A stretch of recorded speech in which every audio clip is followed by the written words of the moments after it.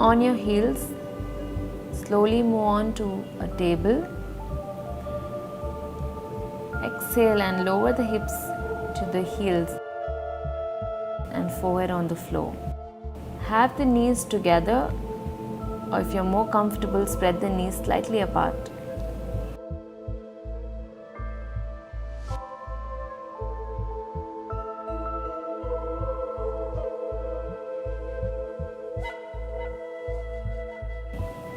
The arms can be overhead with your palms on the floor.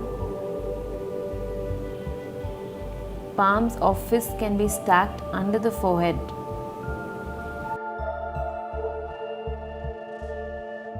Or arms can be alongside the body with palms up.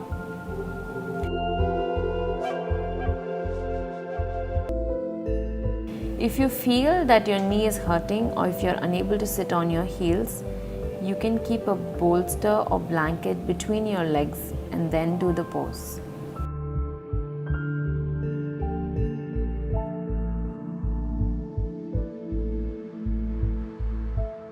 Or if the top of the foot is stretching too much, then the bolster can be placed just below your feet. Remember that this is a restorative calming pose, so find what works best for you to relax. Breathe slowly and deeply, pressing the belly against the thighs on the inhale. Breathe and hold for 4 to 12 breaths.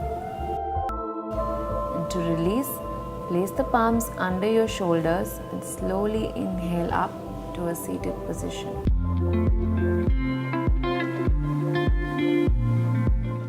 Begin to sit with a straight back and keep your soles of your feet together and interlock your fingers onto your toes and begin to flap your thighs. So this helps in opening your tightness in your groins and your hips.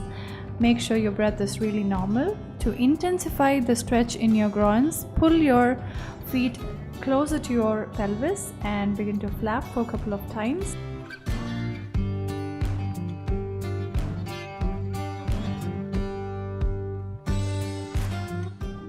Now, if you are a beginner, slowly bring your elbows down to the mat and rest in this position and make sure to breathe so that you are getting used to the stretch which is in your groin and your hips area.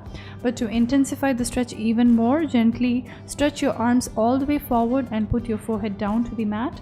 It is going to hurt at the initial stages, but make sure you practice it every single day.